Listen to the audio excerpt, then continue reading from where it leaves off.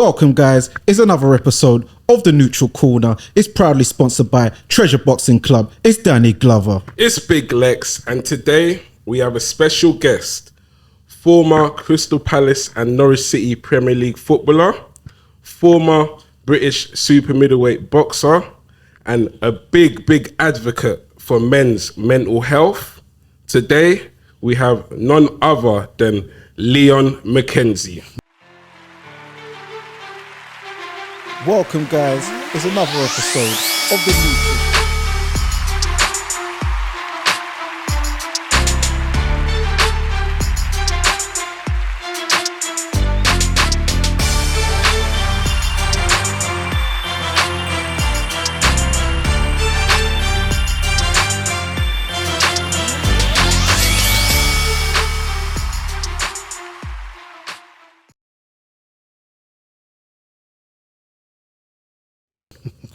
What's going on, gents? Yes, that was a good intro, man. Yeah, I appreciate that. That's good. No takes, no double takes. I appreciate that. So how you been? What you been up to today? Good, you know. Just everything and everything. Juggling. Life's pretty busy at the moment. I'm at Crystal Palace Academy, mentoring the academy there from like 16s all the way through to 18s and some of the 21s. So cool. it's busy, but it's a passion of mine. Something I love to do now that all the competing's over. So just my life's going in a different direction in that respect. So just busy and trying to enjoy life. That's what it's about, man. Staying busy, man. So what about yourself? What you been up to? Yeah, just the usual, man. Watching boxing, watching football. Just see Nick Ball. Okay, do that crazy work on is it Rios? Ronnie Rios. Rios. And then man, just, enjoying life. Every day is a, what do they say? Is it a day a headache above water? What's the word? Every day is a day above. He's saying it better for me, man. Sir, man. So what we'd like to do, let people know more about know your journey. Do you know what I mean? Give flowers to those who are doing big things, positive things. Know the trial tribulation. Just make yourself more relatable to people. For those who don't, might not necessarily know some stuff about you, but want to know a bit more. So we like to take you from the beginning. So if you could let everyone know where you're from, where you grew up, and what's your background as well. Background. So where I'm from is obviously from South London. I was born in Croydon. Thornton Heath, grew up around those areas. Okay, like Dwayne Sinclair. Yeah, went to Winterbourne School. Just kind of. Is that your secondary school? No, that was my junior school. My secondary school, I moved away from South London. My dad moved me away purposely, so I didn't get sort of locked into the life, right? So he moved me away purposely. We moved to Causden, and I went to high school called Woodcote High. Okay. Yeah, so that was probably the best thing for me. Gives me a bit of understanding on different cultures and everything else. But it just kept me sort of protected a little bit. So just enjoyed my football around them times. And obviously I was in the gym as well at the same time, which many people didn't know about. But from 8 years old, I was in the gym. Was that with Pups? With my dad, yeah. Obviously my dad, Clinton, he's a former British European champion. Yeah. And my uncle Duke is former 3-time world champion. So they was always in gyms. And my dad owned a pub in Streatham, actually, which I lived in for a few years as a kid. And there was a gym downstairs. And that's where I used to see all boxers come in and out, from Mark Prince to all them, just come in and I just observed like a little kid, just observing everything. But that's where, I guess, and seeing my dad and uncle, I guess that's where the IQ kind of was implemented in the study of just observing the boxing, right? So, life was, as a kid, life was good. My dad, I kind of feared my dad as a kid. I don't really want to get into too much trouble. I sort of left my mum at an early age and went to live with my dad. Probably the best thing that happened to me to become a man, with respect to my mum, amazing woman, but at the same time I had to become a man and see different preferences in life. So it was a good path. but I was a little bit not sure where it was going to go, whether it was going to go down the boxing route or the football. But life, I always believe in God's timing, and God had his way with me in the end. So yeah, I kind of was playing football, doing really, really well, but also was sparring and doing a lot of boxing behind closed doors. And I was very close to getting a contract at Crystal Palace, and a decision I had to make. So, and I remember Steve Coppell kind of was around, the manager at them times of Crystal Palace, and he kind of got a little hint that I was sort of fighting a little bit. And he sort of said, listen, he's like, Lee, you got to make a decision of what you want to do, because obviously, you got to be fully into one sort of thing. So we chose football. The best thing. You regret the decision, or you happy with the decision? No, I'm happy with the decision because I had 18 years. I played in every level, from Premier League to, played in every English level, so scored in every level. With the amount of injuries I had, that was the kind of blow to how far my career really went. So I did my best with what was dealt. The cards that I was dealt, I did my best with those. And I had a fantastic time in football, 18 years. Very up and down, but some amazing times. Yeah. Hold on. So let's bring it back, because you did a big journey there. So what we do? So you did a massive journey. So no. Before that, so where's your parents from? As in where they're from, country. Yeah. My dad's area, country. So my dad's Jamaican, Clarendon. Yeah, come on, big ups. Come on. Wait, is that where you're from? Yeah. Oh, So okay, I'm from there. Yeah, country. Yeah. Kellets. Okay. Yeah. Clifton Mitchell's from there. Yeah, Spencer that's right. Fearon's from there. That's right. Yeah. So yeah. Yeah. Big up the proper Clarendonians. Yeah. So I'm from there. I've only been there once. I heard it's kind of gone a different way now in Clarendon. Yeah, but that's Maypen's more the mad part in it. But countryside's a bit, calmer. Yeah. So I think it's calming down now. Yeah. So my mum is just from London. English. English. Yeah. Okay. Yeah. So then, what about school life? What type of student was you like in school? Was you like top set, smart? Sweet boy, innit? Okay. Gallus.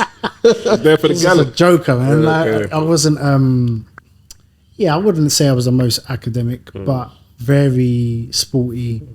Very. When people talk about not being academic, is that because you didn't want to be, you didn't try, or just weren't smart? Which one was it? No, I'm smart. I'm smart in terms. Yourself. I'm smart in the respect of life now. Intelligence. I'm intelligent in that respect, but I just wasn't passionate about doing algebra. You feel you didn't apply yourself. If you applied yourself, I don't feel like I applied myself to the best level because I was so much more passionate about the other things, like whether that be kicking ball or just something sport related. I knew I wanted to be something, but I wasn't sure of what direction it was going to go. But I was a bit of a joker in the class, very popular.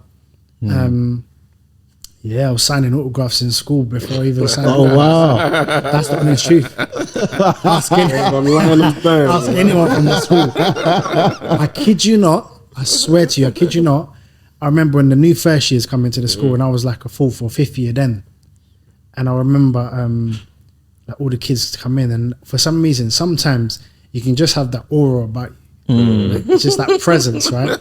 So I just kind of was just like that kind of guy in school, very like, confident and so forth. And then I just remember all these little girls used to just come up to me and they just say, "Oh, can I have your like autograph?" And I was like, it's a bit weird for me, but started signing all of a sudden. But visualizations, I can't tell you how important that was, because the visualization on that, it was only a few years later that I was playing in the first team at Palace. Do you see what I mean? So it was just fun at the time. I'm not that kind of person in terms of like, big-headed, I'm not that, but I found it very like, wow, like, is this what God's doing? Like, that's the honest truth. So it was just visualization in that, and enjoyed the moments of being popular and so forth. And then so school was fun. I made some amazing friends, met some amazing people. So then what about like your area? How is it like growing up around Coulsdon, say, compared to, well, you said it's Fulton different Heath. to Fulton Heath, but how was it when you got to Coulsdon? What was it like around there for yourself? Different culturally. Yeah. So I think it was one of them where I'm mixed race.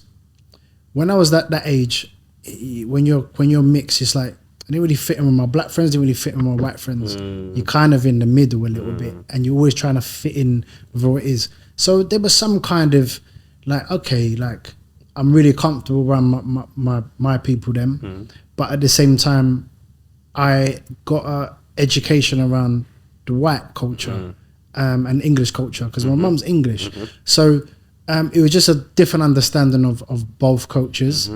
But I would say I'm a black man in terms of, even though I'm mixed race, I feel like my culture is very much black orientated. Yeah, because it's very interesting. I've heard that before, but then what you said, what was telling, you said you felt comfortable around your people them. So your people them was the black the reason people, I say that when there's not many black people in your school and you're the only, they just see me as black. They don't even see brown. They never see mixed race, right? They see me as black. But you embrace it or whatever it is. But sometimes, and I only look back now, that even though they were my friends, they would still make them kind of jokes. And it used to sit with me. And I used to think, do you know what I mean? Yeah. So that's where the uncomfortableness would probably come from.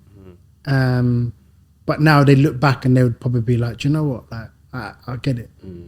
Yeah. But it's subconsciously they were just kind of just in it. So I think a lot You of feel like back then you could get away with saying a lot that you couldn't get away with, you know what I'm saying? Obviously, that's a given. But do you think 100%. if that was the case, you think they're looking back and thinking, because in this time, it's different generation now, right? exactly, yeah. Can't get away with lots of things now. But back then, even when I was at Crystal Palace as a kid and I'm just getting into the youth team, I can't tell you some of the things that were said. Yeah. I can't tell you some of the things that were said. Yeah, it's mad. And sometimes it was like, and back then you're like, all I want to do is become it. I just want to become the best I can be and be a pro. But there was a lot of stuff going on. Yeah. So it's different generations. Yeah. So like now, certain people won't be standing up. Yeah. Do you know what I mean? So then after school, did you go on to further education like college or anything like that? You just went, because I saw you went into Crystal Palace at 17 years old. And I went into Crystal Palace at around 15 years old. Okay, but you made your Professional debut at 17. 17, yeah, because I see, them times there, you look like Neutrino. Them times. I've got to get this picture up on the reel because you had the slit eyebrows, the hairline was solid. London thing, isn't it? Yeah. London thing. No, he did. You need to see it. And what it is, what's surprising is your hairline them times, because it was so solid, you didn't have a hairline where you'd think it would go bald. Like mine, even as a kid, you could see I had one locks side. before that. Oh, you had locks. You see when Crisscross was come. So when Crisscross formed, at school I had plaits, I had everything. okay. What happened with me is, and this is the true story, is that at 17, obviously broke through and I had the little fade, innit? Yeah. The little slit. Yeah, I had the little fade, I remember. And then I had my son at 18. Right? My son's 27 now. Amazing young man. And I had him at 17. And then I was in a full-blown relationship with an older woman. And I started receding at about 23 years old. Oh, the stress. How much older was she? I can't tell you. Oh my God. Because I had my son at 18 a week before my 19th, but I wouldn't say that was the catalyst. But do you know what it was? No, do you know what it was with me?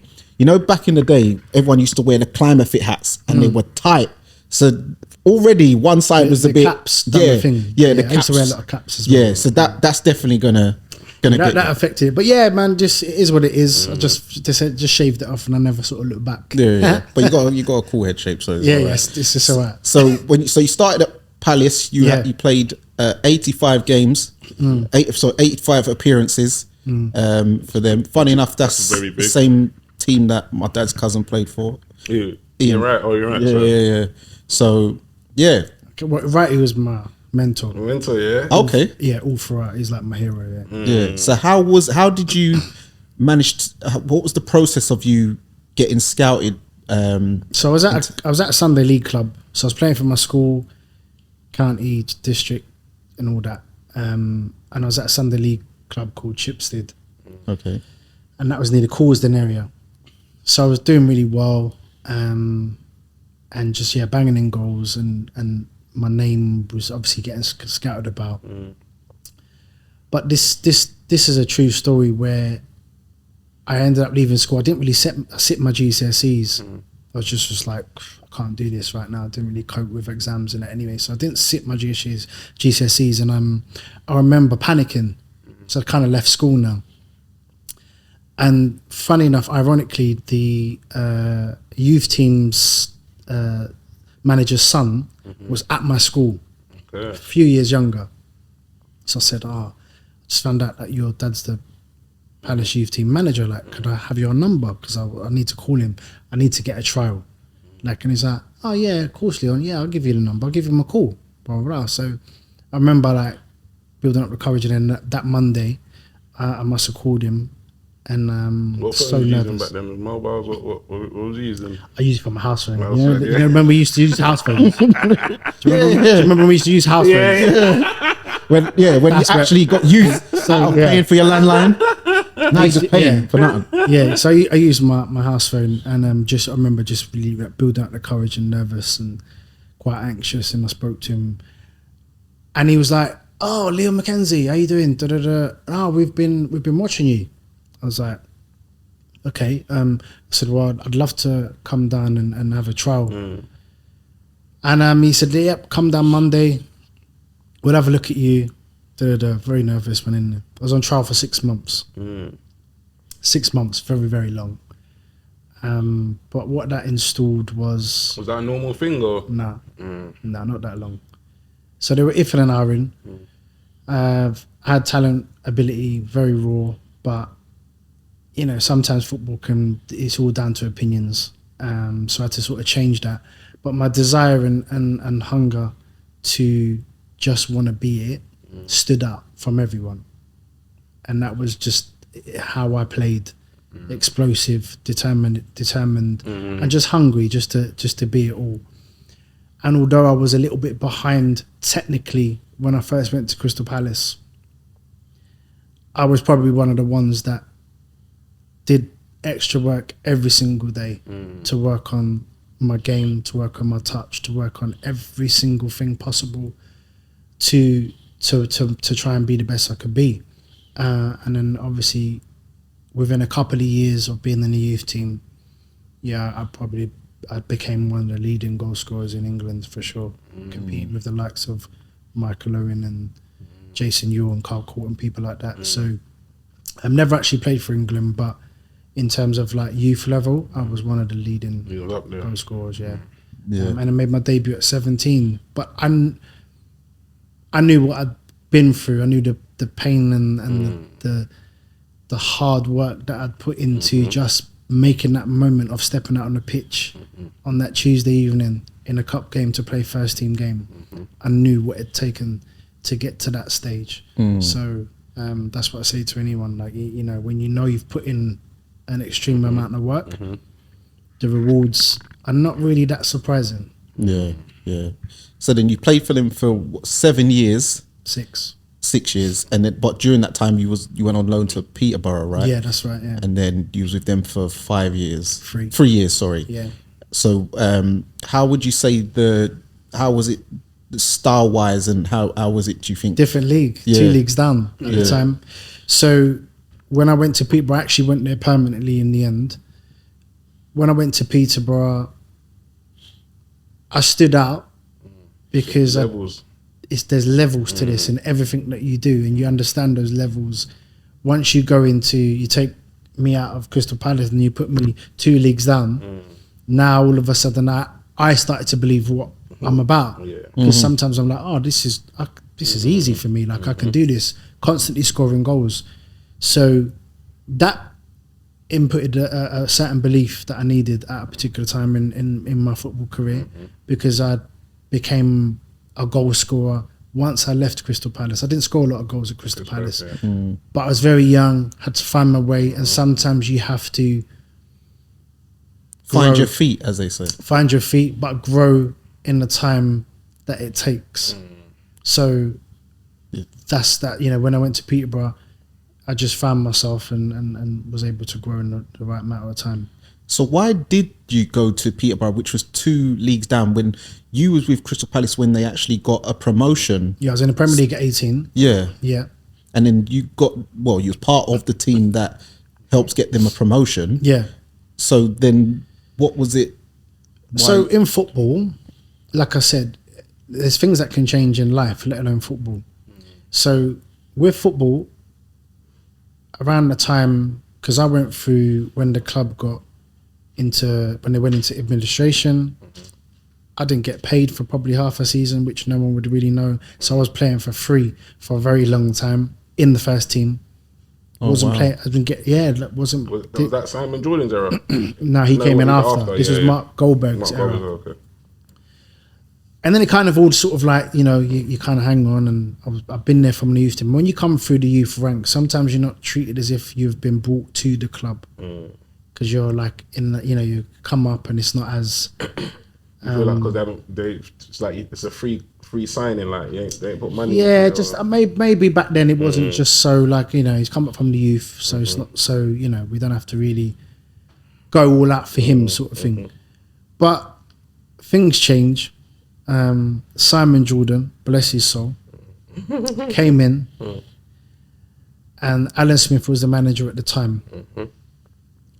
Unfortunately, it's all about opinions, and they had their own opinions of me, and it wasn't the right ones, and they decided to get me out of the club. What opinions did they have of you? Can you tell us? Or Do you know what? And I've spoken to them both about it, because they confronted me, which was amazing, really. And I remember Alan Smith, he kind of thinking about that. He said I had a bit of an attitude, you know, just not for me. Whether that is because Stevie Coppell was my guy, we was very close, and then Steve Coppell was out the way, and then someone comes in and tries to change it up and change the face don't fit or whatever. So, and Simon Jordan just went along with it. The most interesting thing about that is, as much as it really hurt me, I did come back and score, not because I wanted to prove something to Palace fans.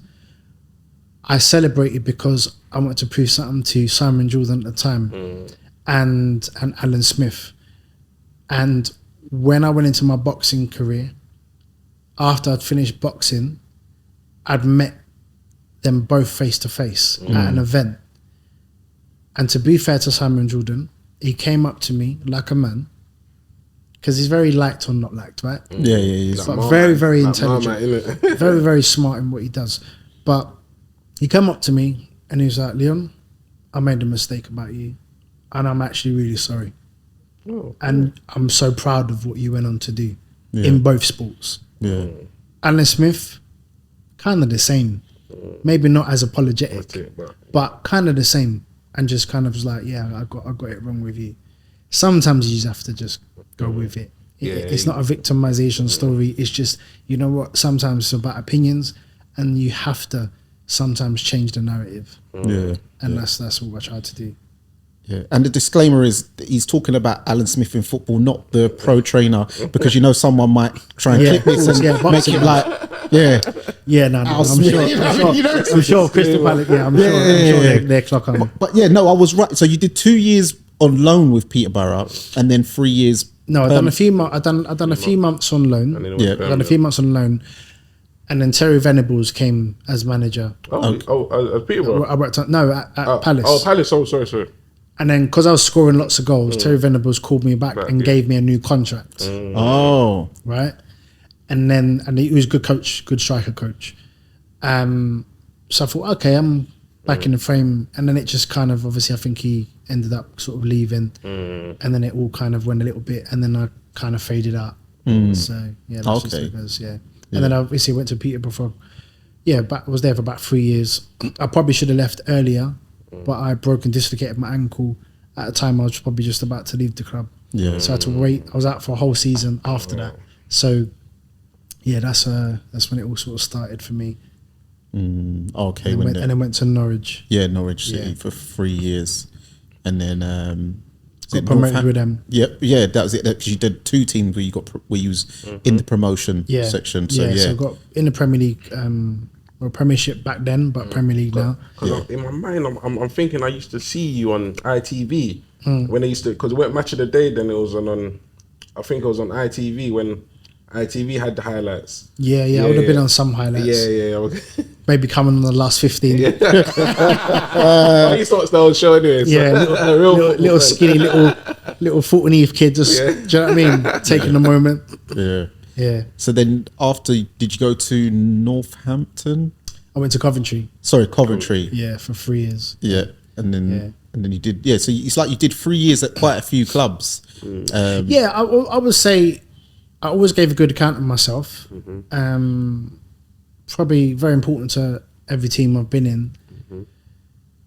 Knew my strengths, knew my weaknesses, but very much an impactful player. Yeah. So the only thing that probably hindered my career of not playing at the top level for longer is because of injuries. Yeah. You know, I sit here today and I feel it now. You know, I've got arthritis here, there, and everywhere. So it's like, I've had 8 operations in my life. So, and that's just through football. Never had once. Broke my nose a couple of times while boxing, but the actual seriousness of injuries that I had from football, you'd be like, oh my gosh. Like How ironic is that? Yeah. You would think it was the half other my sport. career. Yeah. Half my career was just trying to come back. Just trying to come back to play, literally. It was demoralising. It was soul destroying, but somehow I just kept coming back. But everything has its time, right? Yeah. So, I figured out when it was time, it was time. And that was probably at around 33-ish. I ruptured my Achilles back end of my career. And that was at Coventry, actually. And then I went on to Northampton after. Okay. Yeah, because when Charlton. I went to Charlton after that. Yeah, because I was going to say that's where I actually first saw you, because I'm not really a football guy, but them times I was actually working at the Valley. Oh, you was at the Valley? Yeah, for I a didn't company really play. called Centre Circle. I was doing stewarding, then got the SIA, so I do like security for the bar section or whatever. So yeah, at the Valley, that was like 09, 2010 times you was there. Yeah, that's so so there that you was there then. Yeah. So that's when I actually first saw you, and you used to have the David Lloyd's thing just underneath and all that. So yeah, and then you finished off at Corby. Yeah, I finished off. I went non-league for probably about 8-9 months. Yeah. Just kind of like, Is that, that's just to scratch your itch? Like, just to... I knew it was the end because my body just wasn't responding anymore. But I just thought, let me just try and play as long as my body allows me to. And I remember playing in one game, I think it was for Corby.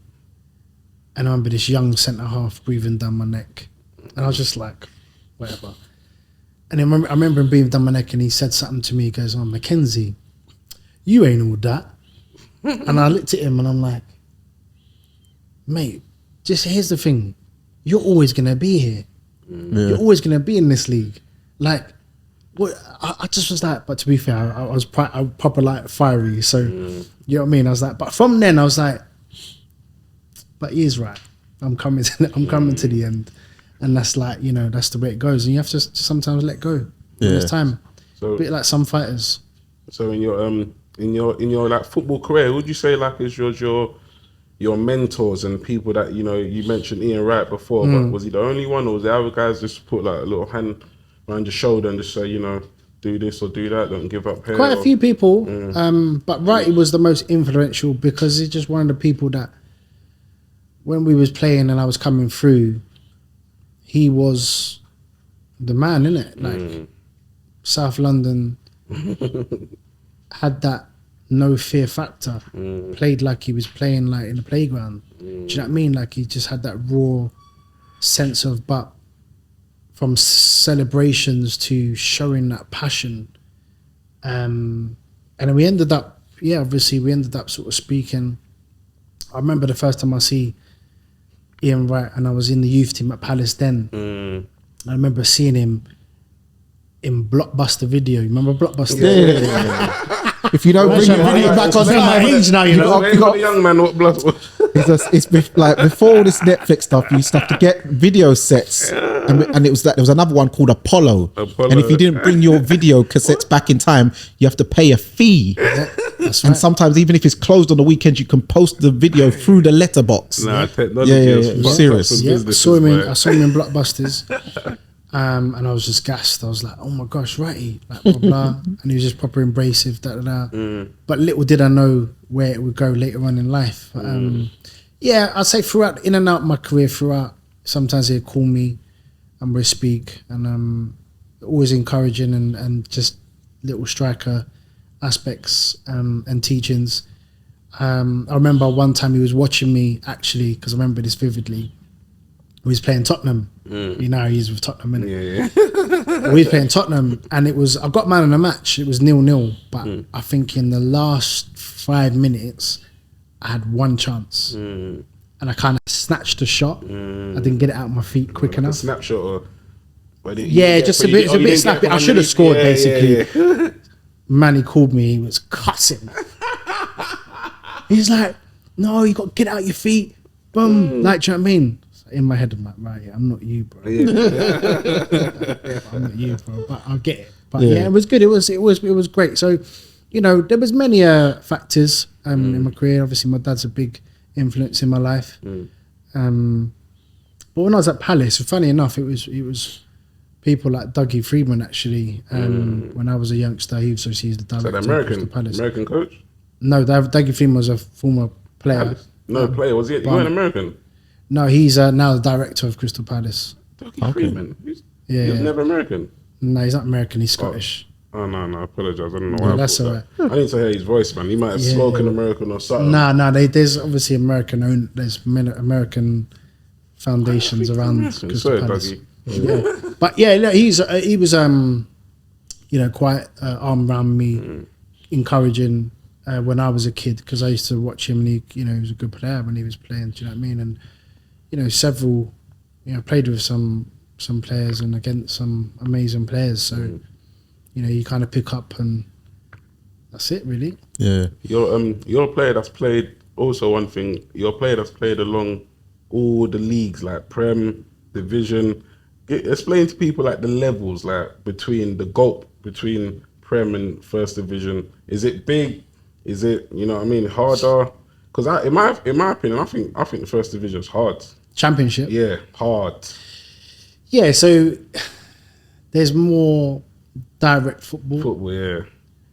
I'd say probably more running in the aspects of what it is, because maybe not every player is as technical. But to be honest, like in the Premier League now, and I heard Michael Owen say something about this actually, you have to be an athlete. Yeah. They're all like athletes mostly. You don't really see any Matt Letizier's anymore. Like, you know what I mean? Just like no kind of, not really. But they are all athletes, but the levels are, in terms of keeping the ball and retaining the ball and finishing, it's the marginal factors where it's like a thin line. Whereas in the Championship, and as you keep going down the leagues, they may take 4 or 5 chances to get 1 goal. Premier League, it could be 1 or 2. Yeah. So why is it with the say Division 2 and stuff, they was playing with the yellow balls? What's that about? What sense? It's just different types of balls, isn't it? FA Cup balls. No, but they play with. I noticed it was always weather restrictions. Whether sometimes you can't, I don't know, you can't see. I never really looked into it too much, to be honest. But yeah, I think a lot of it was just down to like weather. I mean, with the ball, when I was playing, the balls were heavy. Yeah. I mean, no, but it'd be the colour yellow. Yeah, the balls. just I found it strange seeing sometimes. Just maybe down to I couldn't really tell you in that respect, but yeah, I think maybe to do with weather or just actual. I don't know, man. Google it. Yeah, I'll have to. Yeah, I will afterwards. Thank you for that. Thank you for that homework, Leon. So, moving on. So, you've decided to, you said you've decided in your head, this is it now. Yeah. From football. So then, what was the catalyst where you thought? Actually, what was you doing in between boxing, football and boxing, or did you just straight transition and know straight away? I already know what my next career path's going to be. So after I retired from football? Yes. So after I retired from football, I wasn't in a good place. Okay. Yes.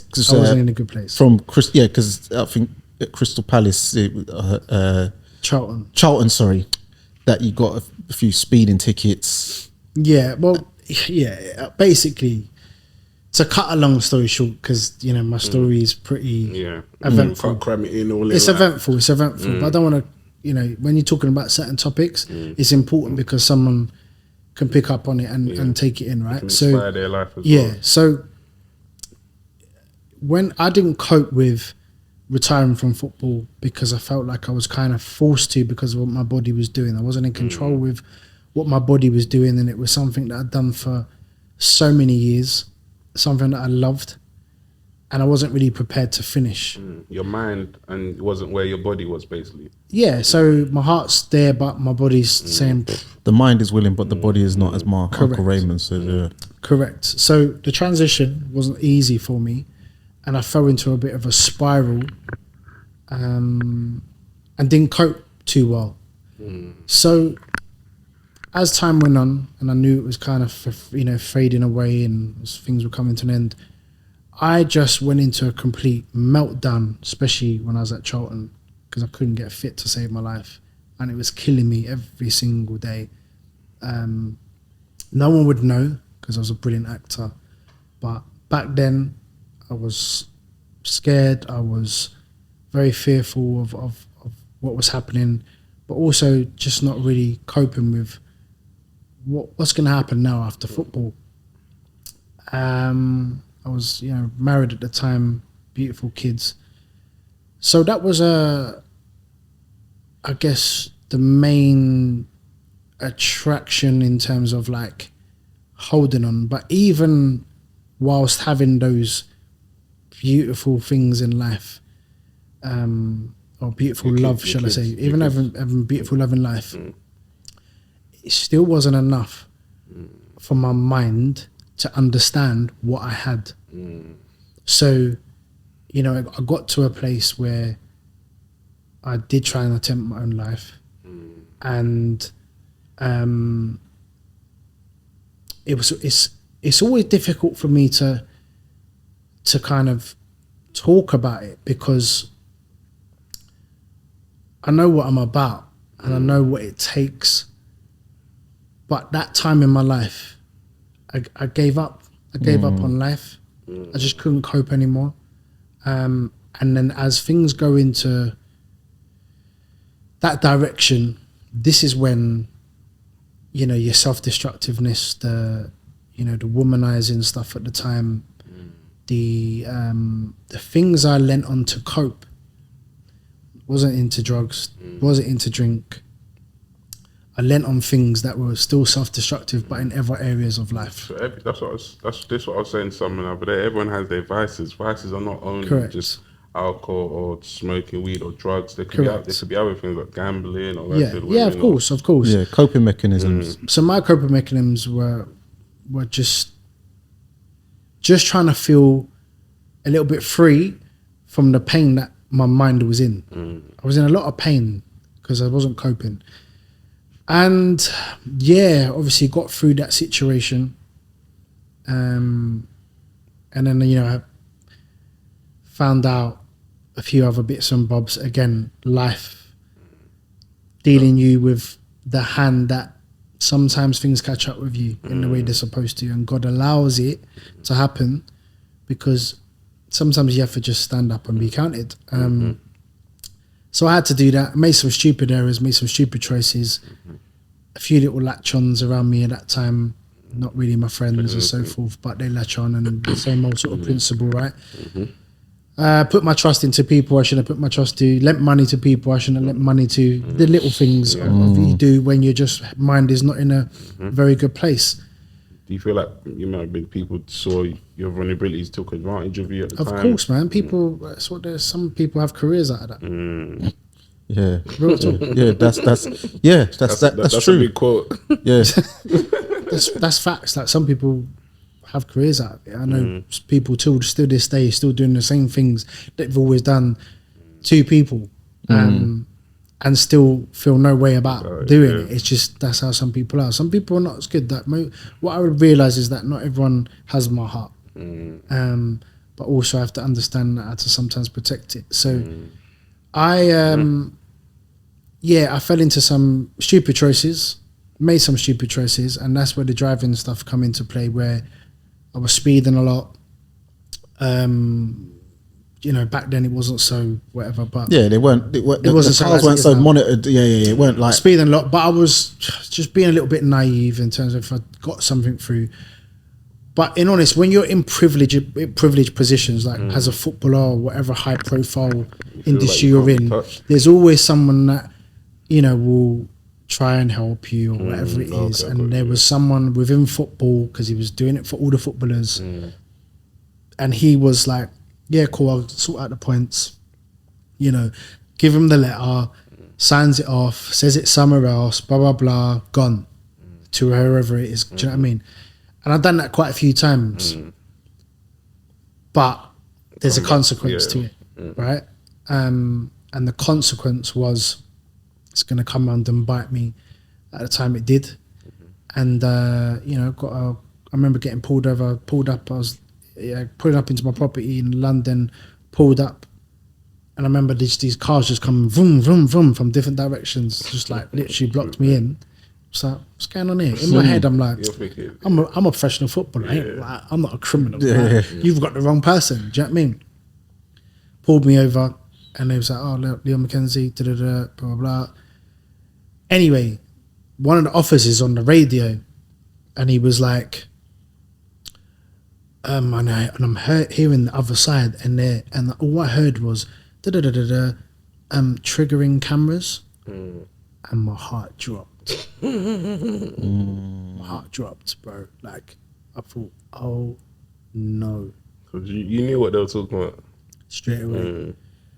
So and I think, okay, I'm here. So went to the police station, took me all the way back to Northampton, because that's where my family home was, because I was at Charlton at the was that Charlton at the time? I can't remember now. But I was somewhere, I was doing something. Or I might have just finished from Charlton. Yeah, I might have just finished. Went to the police station, got questioned, blah blah blah. And they drilled me, didn't give the person up. Probably should have, to be fair. No, you shouldn't. Yeah, I don't know. I didn't give the person up, but it was one of them where I was in a lot of stress, but thinking, have I done the right thing? Am I not like blah blah? But what the police done was quite interesting, because they made me out to be the main distributor. Okay, like the guy that's doing it. So they started naming other footballers to me. They said they're doing the same as you. We believe that you're the main instigator. You're the mastermind. running a ring. In my head, I'm running a ring. I'm like, are you guys all right? Like, I'm not Ghost. Like, what are you talking about? Like, yeah, we need to work. Like, they went to my house, cleared up my house, took my computers, everything. I'm like, I've not been forwarding no letters. I'm not the one.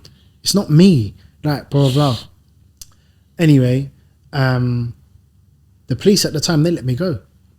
Gave me a caution. Oh, okay. Yeah, let me go. For about a year, I heard nothing. About a year later, got a knock at the door. Dum, dum, dum. CPS. Oh, hi, Mr. Mckenzie. Just to let you know that the case isn't over. We'll be in touch. After a year, you know. After a year. CPS are different now. It's a different situation. And from there, obviously, I had to get my lawyer, blah, blah, blah. Within a few months, that was it. Went to law school. Went to prison, mate. Yeah. Went to prison, went to Woodhill, ACAT prison. A learning experience. It's not my life. been an athlete all my life, but we're here. Yeah. So you had to do what it is. But I was 33, 34 at the time, give or take. And it was about trying to be as productive as I could. I wrote an autobiography inside. So I was writing a diary every day. I found myself counselling in prison to guys that are doing 10 plus in there. Coming in there, you know, they would talk to me about football and red-to-tear. But that was the most interesting thing for me about it. And again, sometimes God puts you where your life needs to go later on. And why I say that is because from that and just kind of finding myself counseling big grown men, who have made bad choices and so forth, it was a realization for me to, okay, this is not over. This is me trying to work out what's next in my next chapter. The rebirth, but at the same time, you know, and this is, you know, I hadn't even jumped in the ring yet, right? So it all starts to build from then. Came out on a book. Unfortunately, I had to go through a divorce when I came out of prison, which was probably... How long was you in? 6 months. 6 months. And about 4.5, yeah. But I was fine in there, like no issues, no major issues. Just kept my head down, kept doing what I'm doing. When you're not from it, you're not from it, innit? Yeah. So I don't really mess with you too much. But I took some learning experiences from it and understood the process. And then I guess that's why I feel like it kind of led me into the mentoring path I'm on now with the kids. And also I'm at university now. I'm starting to become a professional therapist. So in my second year of that. So just trying to continue building. It's always you know, sometimes you know, one chapter ends but another one can always start. Yeah. So you got released from prison, and then what was like your first movements when you came out? Obviously you've been doing the mentoring. Honestly, not great. Not great. And I was hungry, not food wise. But here's the thing, you know what? You laugh groceries. now. Yeah. You know what? You laugh now, right? Yeah. But you know what? I probably made the biggest. It's so hard to say because it's not a mistake because my daughter's now 11. So I have a daughter from a situation now, right? So, and an amazing blessing. But the biggest life lesson for me was not fighting for my wife at the time. That's the biggest lesson for me. Not having the courage to give her the person I am now. And I had to lose. I had to lose very bad. I had to lose very bad through that. A lot of trauma came from it. And you know, even still to this day, I dropped my girls off Sunday. I dropped my girls off yesterday, and they're like nearly 16 and 13 now. I've got 5 children, 4 girls, 1 son, all amazing in different areas.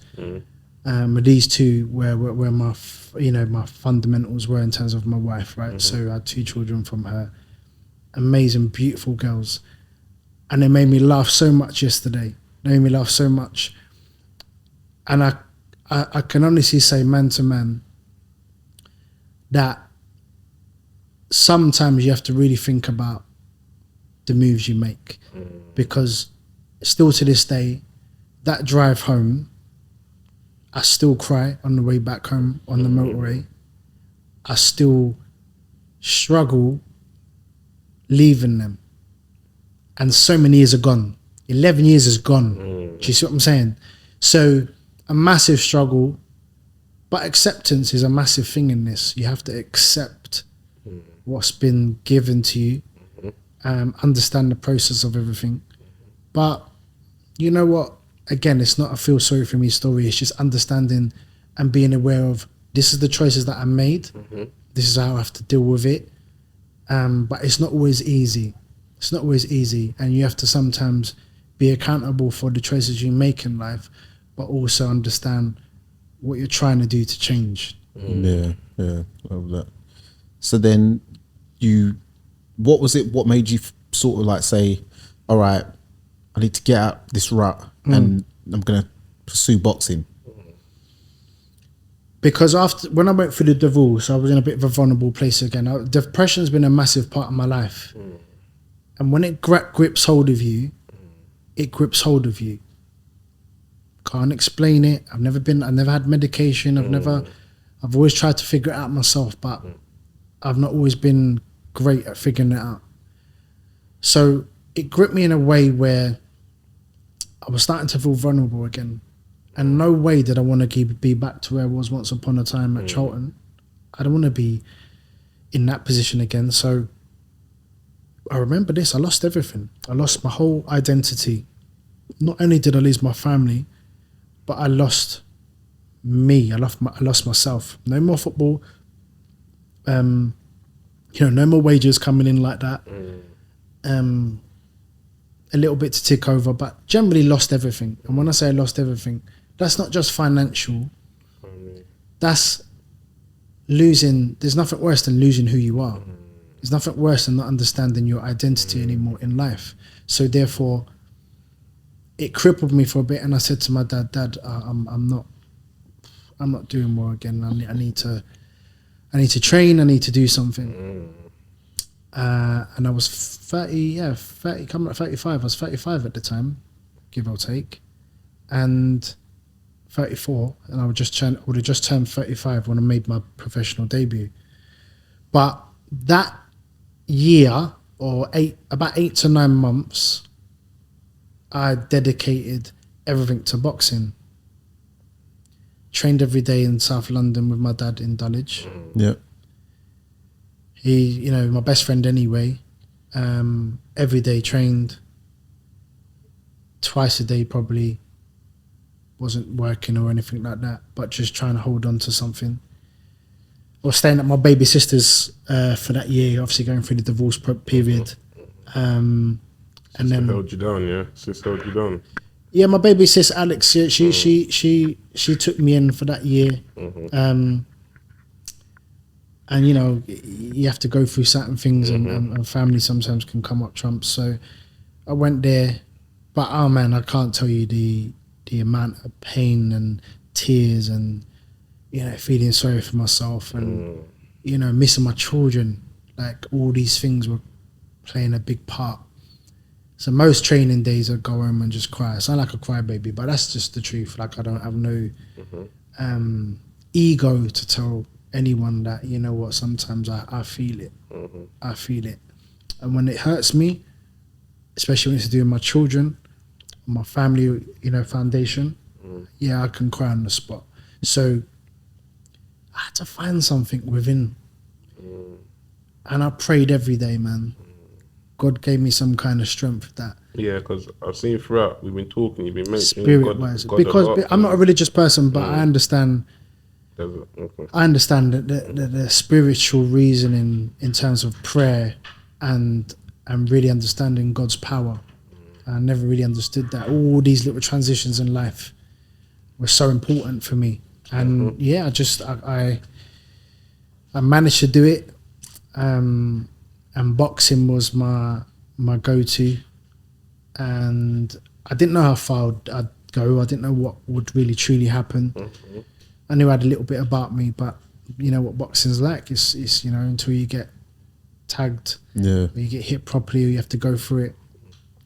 But my schooling was different, man. My DNA's different. So I think people were a little bit shocked. I think people were laughing at first. People were laughing at first to see me as a footballer coming into what you coming into our sport for, some joke thing. But the people that truly know, whether that's Spencer Fearons, whether it's like my family or the real people that truly know my DNA, he can fight. Yeah. And I think I proved that along the way to the levels I got to. I got to English title level. Obviously won an international masters title, but to fight at a level I did for 4 years, to to, 39 years old I was, and I was fighting for Southern Area title. Yeah. Got into Fight of the Year with Chella Renda. An amazing fight. Yeah. Probably a bit of a bogey man in terms of Yeah, we'll get into that. But what it is, so you're speaking about, obviously, we'll get into like the family lineage, like as you said, your dad, former British and European champion, your uncle, freeweight world champion, and then also your other uncle, Winston, you didn't mention, he was a boxer as well, and he turned politician as well. Yeah, I don't really speak to. Oh, okay. All right, fair enough. That's all right, so you had your debut against Jason. What's his name? Jason. Wait. Let's talk about. I want to talk before we talk about these. I want to talk about the transition from football to boxing, and how was that mentally and physically? Well, mentally, I was in that vulnerable place because of life circumstances, right? But that actual transition,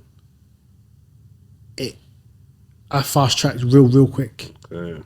But then I was sparring with the likes of Richard Williams and certain pedigrees before I even made my professional debut. So I sparred quite a lot. And we kind of knew. And as time, and I remember Richard Williams saying to me on one of my last spars with him, and he was like, "You're ready." Is that why one of your A-listers was The Secret then? Yes. Okay, now it makes sense. Because he was one of my go-tos, very influential the start of my boxing career, as much as my dad and uncle were. He was very influential. And again, we sparred a lot of rounds, and he helped me a lot. And obviously Mark Prince came in terms of a motivator. But again, he'd known me from a kid. So when he's seen my journeys, he's looking at it from a completely different angle as well. So yeah, it was a big deal. It was a big deal. Okay. So then, was you signed with anyone at first, or? No, Steve Goodwin became my promoter. So was you like that crazy ticket deal? Yeah, I was very blessed really because I had the profile from football. I was very fortunate to boxing. I didn't really have to fight for money, right? Because I got sponsorship. I was already probably 10 to 12 grand up before I fought every single time. Just through my own sponsorship. I had no one that I got my own sponsorship, by the way. I got my own sponsorship, and that's how I done it. So I just paid off my ticket deal anyway, and whoever came. But I had like a decent following. It wasn't. But at my age, I was never going to be. Eddie Hearn was going to knock at my door because I'm 37, 38 years old. Business sense. I don't make business for someone longevity. Like I was on Sky once with Eddie Hearn. But again, another person, after I've actually retired, he actually tweeted and said, "Amazing what you done. Amazing." Do you know what I mean? And, sometimes, I look back and I say, well, you know what? Like, I feel like I got that respect from two sports, regardless. And that means a lot to me. So you made your debut against John Mason. Yes. So when you knocked him out in the second round, did you feel like you'd let out some of that, anguish and frustration you'd had for the past couple of years? I wasn't angry. I was mending my heart. Okay. I was mending my heart. Was it broken from your marriage or everything? Okay. Career finish. Injuries psychologically damaged me.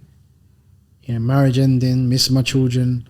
There was a certain, like, and I know it's like cliche to say it, and people say it, but like, I was ready to die in the ring. And that's the honest truth. Like, even at my last fight, I was like, I gave my all to boxing. I gave my all of what my body could give.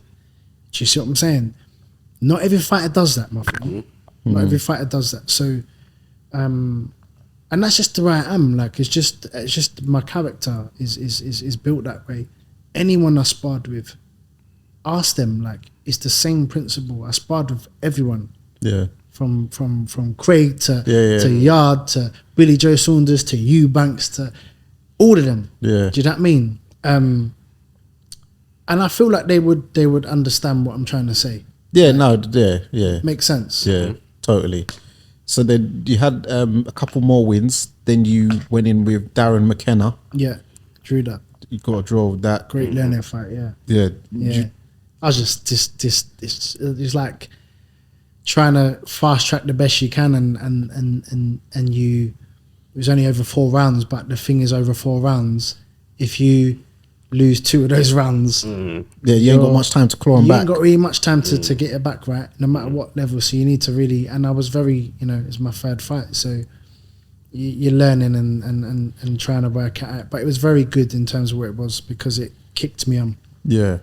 Then I remember you beat Scott Douglas over 6 rounds because I remember 2 fights later, Craig fought him over 4 rounds. Yeah. So that's why I knew him. Then you won the International Masters against Ivan Stepalo over 10 rounds. So, and the thing is, you jumped straight from 6 to 10. There was you never had an 8 rounder in your career. Not one, no. So how Danny was Brown, that? I fought as well. Danny Brown. Yeah. Yeah. So how did that transition from going from 6 to 10? How did you feel doing the 10 rounder for your first time? I think I done 3 10s. I think I done 3 10. Two. Yeah, I done 1 10 there, and then. But I think that was your first time. That was the first time I done it. Yeah. That was fine. Oh, okay. Yeah. Yeah. Was that because the countless sparring you do in the gym and? I'll be honest with you, yeah. You see that with my dad.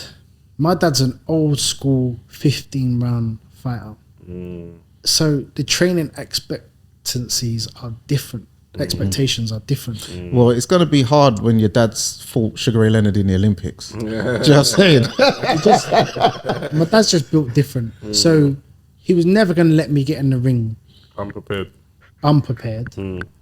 Duke, at the beginning of my career, was involved. But Duke was a very technical, skilled fighter. Very technical. Wouldn't get involved fight-wise. I'm not gonna boxer, not a fighter. Very much so. But my dad is a box fighter, which was more suited for me and my style. If you watch my fights, I can box a little bit, but I'm actually like a box fighter. Like when it's ready, like to go to that place, I will stand with you and we will go. So he realized that. So it's like he stepped back and then my dad kind of took over. And that's what worked beautifully as a family as well. Just knowing the. But I remember the first time I saw you actually fight in person. Oh really? It was the Jermaine Smile fight. Yeah, I didn't really do that well. Yeah, I didn't really do that well. You didn't, but no, I wasn't. You wasn't. Yeah, that wasn't. And that was later on as well. I was 38, right? But do you know what happened there? And I remember coming back after the 2nd round on that Smile fight because I should have won really, but I didn't have my snap.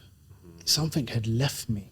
I went back after the 2nd round. I said, Dad, I feel so tired. Like, what is wrong with me? Like I was just like, I had to sort of grind it through. Do you know the thing is about experience as well? We was expecting him to come to us, like to come and bring it, because that's how we sort of fought. Yeah, and he's built as well. Actually, stronger. And he actually did. Flipped the script. He flipped it on me, and he was very long, awkward. And I remember like he's just like boxing, but it was like very awkward, keeping me away. I remember I slipped through the ropes, and the referee put it as a knockdown. He didn't touch me. Yeah. I slipped through the ropes because they were like literally 100%. Like we laugh about it to this day because me and him speak still. And I was like, you didn't knock me down. And he knows it as well because he laughs, isn't it? But it threw me off completely. Thinking, oh my gosh, 10-8 round, down now, blah, blah. And then shortly after, I hit him with a left hand and he proper like went across the ring, tried to finger him. I remember the shot. Yeah. From then, this guy just kept it moving. Couldn't really get to him. I tried to draw him in. Yeah. I tried to draw him in. And you know what?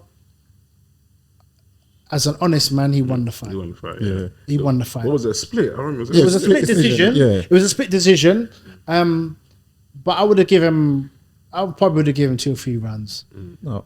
I would have given him 2 or 3 rounds. But before that, you beat an unbeaten prospect in John McCallum.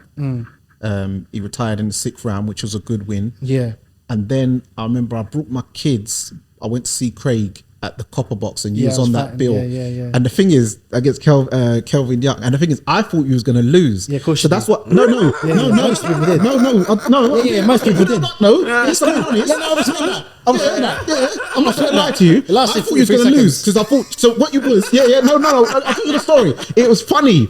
What was happened? So obviously Craig was on early. It was a big bill. Lewis Adolphe, John Ryder, Ted Cheeseman, O'Hara Davies. A massive card. Yeah, Groves George Groves was on it. Yeah, George Groves just was a he just lost the second world title against Badu Jack, and he fought Lewis, what the Italian dude. Yeah. Oh, comeback fight. Yeah. And then I remember he took him out in the 5th. So as I'm going, yeah, kids, they were going now because you was doing the graveyard shift, and I was like, he's gonna get beat. So as I'm walking out, all I've heard is boom. Brothers just dropped right in front of me as I'm walking past the ring, because you got to go past the ring, then up the stairs. You know how Copper Box is. It's a weird venue the way it's set. Yeah. And I'm like, raw, man, lick him down. And then it's like, it's like, yeah, it was like 40 seconds because the bout just started. Yeah. So I'm thinking, I ain't watching this, man. Leon's gonna lose. And then you knocked him out. It man's a bit too honest. No, listen. He was the underdog though in bookies. Yeah, because he's like 19 fights in. To my what was it, 8 or something? Yeah. And 7. he had way more fights. He was he was been on TV a few times. Yeah, he was good fight. He was a good boxer. Just again, timing, man. It just I feel like that night that was probably the best I felt in my whole career. Yeah, so night. Yeah, then you was on a roll. And that's why I was surprised. Well, I was a bit surprised when obviously you lost to Jermaine Smile after that. I wasn't. Do you know why? What? If you look at the time out of the ring, the inactivity. It's like 10 months, isn't it? A year later on. A year on. Yeah. I didn't fight Smile. From that fight there, I wish it would have been 3-4 months later. Because I'm nice. But the long period out at that age is no good for no fighter. Inactivity killed me. So that happened, and I was like, okay, cool, that's where it's at. And then I had another year out to fight Cello. And Silla when I was supposed to fight Alan Higgins, and he completely pulled out, and I think ended up retiring. I don't know. No, because he boxed Craig for the Southern area. That's right. Yeah. So he pulled out. Oh, so he was meant to fight you after. He was supposed to fight me for the Southern area. Oh, yeah. Okay. Yeah. I remember there was talk of you fighting someone else, but his name can't. Another light skin bro, but I can't. Who? His name's not. It's Wood something. I don't know if it's Wood. No, it's not. Not Curtis Woodhouse. No, it's not. It's something. Young Muttley, no. No, okay, if I remember. But yeah, Cello Renda, I remember he had the famous fight against Paul Samuels where they both knocked each other down. He was a big banger, so that one, yeah. He did. No, see, again, it could have. I was winning the fight. Yeah. Yeah, I got the fight, so I'll prove it to you if you don't believe me. Listen, I'm not a catalyst against you. Do you know what, No, listen. You know what, right? I think I surprised Cello because he underestimated me. He'd be free to say that. He'd probably say that, yeah. Do you know what I mean? But enough respect, man. Like I don't look back and think, shoulda, coulda, woulda. Like it just how it went. And like I say, I gave my all. Round 9 came and literally collapsed with exhaustion. Could not get up. I just was like, I've got nothing left. I remember literally punching myself out. Like, remember Nigel Benn and Michael Watson when Nigel just went and just clapped? Oh yeah, when he just do you remember? Yeah. It was literally that, had nothing left. But the last 2 fights, I would say I struggled with the weight. Oh, okay. Yeah, it was a little bit. I knew I came in heavy with Smile, 3 pounds over. I had to lose that on the day, with the weigh in. So I remember I was so doing everything the best I could. Like I wasn't cutting no corners, cheating, but for some reason I was just holding on to whatever was going on. So yeah, the last couple of fights I struggled with the weight, and I think you just know that when I'm hitting nearly 40, body's changing, everything's changing. I have to appreciate that actually. Well, Lee, maybe it's just like it's just where it's at. Do you know what I mean? I ain't got time to be going up to light heavy now. I'm 40 years old. Like, do me a favor. Do you know what I mean? So did you know after that? I retired the next day. Yeah, that's I what I was retired the gonna next say. I day was gonna say, did you know because after that because fight? I knew I'd given my all, and you know, enough respect to Cello for an amazing fight, which got fight of the year, and you know, some memory that's always there, and yeah, we just continue, man. No, but listen, you had a proper career, an honest career. You know what I mean? Are you sure? Yeah, not this YouTube boxing stuff. What do you think? He's trying to get me out of here, you know? He needs to stop this. No. Listen. Well, yeah, very respectable career. No, thank you. Yeah, no, and you know what I mean? I know people who sparred and stuff.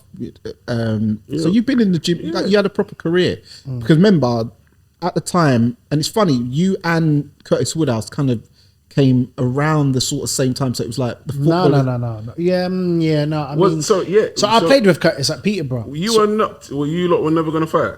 Who, Curtis? Yeah, no. No, you this said is when. like- Yeah, he's like, that's what, what. he Yeah. fought, So who did Curtis Woodhouse? Darren fight? Hamilton. Darius Hamilton. Yeah, Darren Hamilton. Yeah, I think that's what it was. And Ashley Fearfane. He beat Ashley Fearfane Yeah, for I the... That's right. Yeah, Darren did. Yeah, for the British title. Yeah. Yeah, He was 140. No, Curtis is my boy, man. Yeah. Like Curtis is. We played together at Peterborough, and he used to come in with black eyes. Then I'm like, bro, what are you doing? And he was like 26 then. And he's like, yeah, because he liked a bit of a, you know what I mean? He's a bit of a boy, liked like a scrap. I was like, what are you doing? He's like, oh man, I'm boxing, you know. I've just been sparring. And I was like, really? Like that, blah blah. So I was like, okay, cool. Didn't really Take him serious. take him serious. Knowing your background though, what was you thinking? Like, because obviously you're coming from that kind of background. Do you know what? It's always been my passion. So when he told me, I kind of paused, and I was just like, "Wow, you're actually doing it. You're actually doing what I've always wanted to do." But I would probably say as he'd tell you the truth, like my football career was a little bit more ahead and enhanced. And he always used to send me like, Lee, you keep scoring goals, mate, you're gone for big money. Do you know what I mean? You're gone. So I kind of held on to that. But regardless of you know the lower weights and you know the journey, like it's incredible from where he came from. And when he first started, he was rubbish. Yeah, people were laughing. Curtis weren't, you know what I mean? The dedication that he put into to actually get to become a British champion, yeah, I have to salute him, man. Because you know what it is, people don't realise how hard it is to be British champion. Like people extremely think hard. it's very easy. It ain't easy. It's extremely hard. You know, you can get there through something. I mean, obviously, if I would have won an English title, again, you know, my British champion at the time then is Callum Smith. No, thank you. Callum Smith at 40 years old. Yeah, good one. Do you know what I mean, bro? Like, that's the difference in what this is. Like, you can't muck about in these super middle light heavyweights. Like, they hit hard, bro. Do you know what I mean? So, yeah, it's timing. It's who is champion at the time. I think Darren Hamilton probably the worst performance of his life in terms of what was against him. But you can't take nothing away from Curtis. Yeah. Because on paper, Darren should have won pretty easy, right? Yeah. But nah, man, not when someone's that dedicated and hungry. Yeah. He weren't that hungry. Yeah. And you got to remember, as you said, Callum Smith, remember he knocked out the fellow... Listen, I saw Callum in the first round. I saw Callum because there was talks of it, you know. There was talks of it.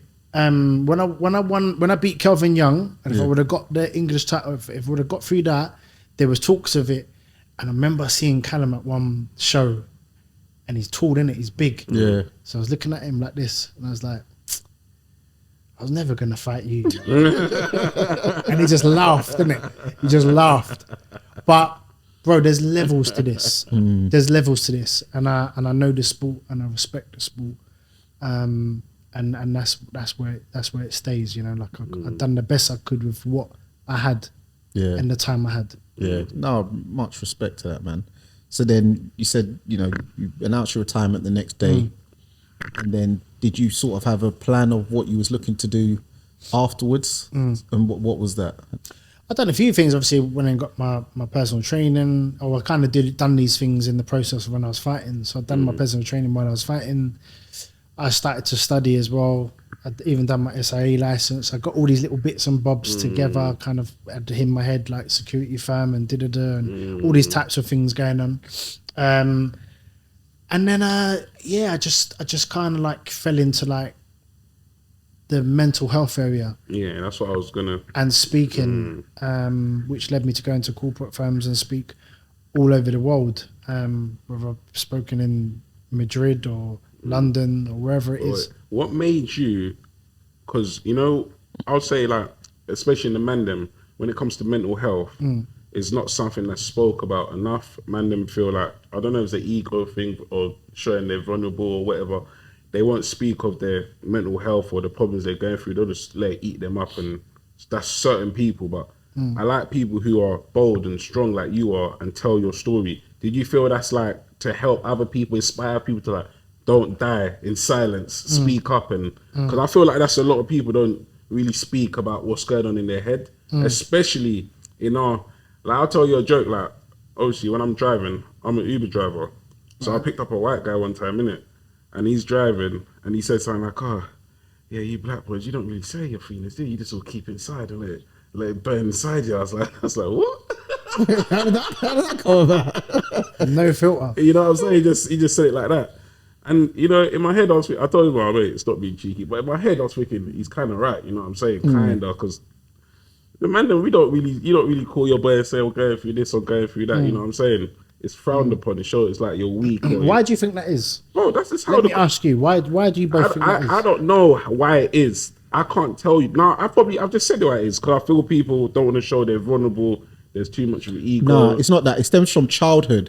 A lot of it, when you're growing up, when you show pain or you're upset, Or weakness. you're told, stop being a crybaby, be a man.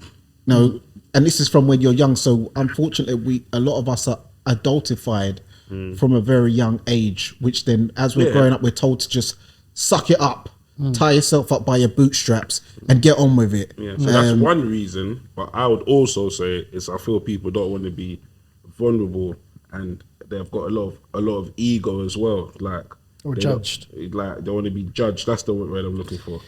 So yeah, it's very interesting, right? But I always say this, right? When I'm a man that's been on the other end, I've lost people I love to suicide, family members. Yeah, right? likewise. I've lost 2 cousins. Right. Lost a very good friend. Some friends. Do you see what I'm saying? Yeah. When that happens in your life, and I don't wish it on anyone in that respect. So, but when these things happen, it sits with you in a way that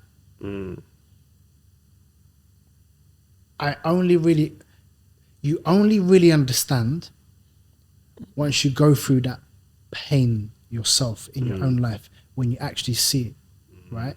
So when I experienced it in my own life, my own depression, and then literally just trying to check out a life, coming out of that, how can I stay quiet? How? How's that going to impact my life, but let alone anyone else's life that's struggling? Because not everyone makes it through. I was very fortunate. God had a plan for me. Yeah, He had a plan. So I was very fortunate to have the opportunity to go again, right? But not everyone does have that opportunity. So the least I can do in life is give back, speak, talk. My best motto that I use all the time is fight it, get help, talk.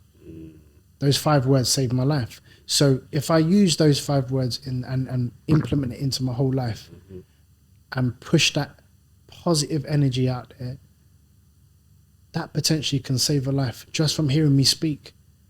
I can't sit here and be silent knowing what I know. Do you understand? So it brings you a different power, it brings you a different type of resilience to understand actually the people that do sit there in silence and say nothing, I just hope that you find it within yourself somehow, whether it is, you know, you've got different powers and different things that you'll go to. My children are mine. You know, I've got a very beautiful family, but not everyone has beautiful backgrounds. So therefore they have different resources, different things to hold on to, but not everyone can hold on to things. So the only thing you have is yourself. Therefore you have to love yourself in such a way that just by speaking and leaning on someone to say, you know what, I'm struggling and this is the reason why, how do you know that doesn't open up a conversation and that person actually responds back in a way to say, do you know what, I'm struggling too.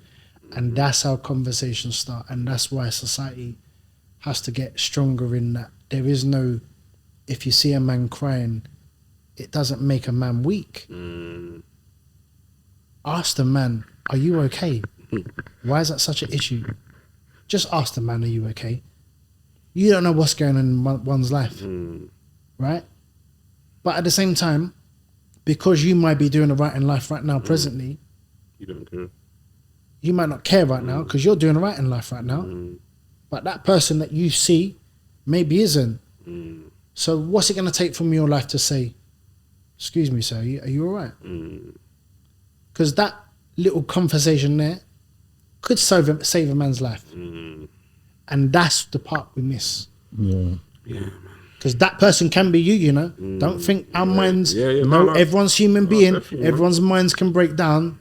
Like I always say it, don't care how much money you got, don't care what you're doing, don't care how successful you are, don't care how famous you are. When it's all stripped away and your mind starts to go, that's the point where everything pays. Yeah, and we're all one incident away from that. Trust me. One incident away from it. But again, never get caught up in the success too much. Never get caught up in, you know, the, oh, like, yeah, I'm doing so good, like, blah, blah, blah. Just cool. Because, you know what? Life has its different chapters. And I've had many chapters. And I would say the most demoralizing chapters that I've had have made me the person I am today. And that's not because it's just all about me. It's actually the impact that I'm having for other people's lives. So when I leave this world and when it's time to leave this world, I'm leaving in a way that I hold a different type of legacy. It's not just because of football and boxing. I hold a different kind of legacy. When people speak out of my name, they hear and say, well, you know what? I showed you the messages that I received from people. I was going to ask you that as well. I was going to say, it's like, I get so many messages all the time. You saved my life. You saved my life because of X, Y, Z. Thank you. Do you know what that does to me? Gives me a different kind of purpose. Now I've got hunger in a different area. Can't compete no more. It's time. It's over. It's done. But I've got different paths to take. And more lives to save. Good. And I'm passionate about it. Cause you know what's crazy is, you know, you kept saying you didn't know what you was gonna do after boxing or football. So you didn't know where you was gonna go.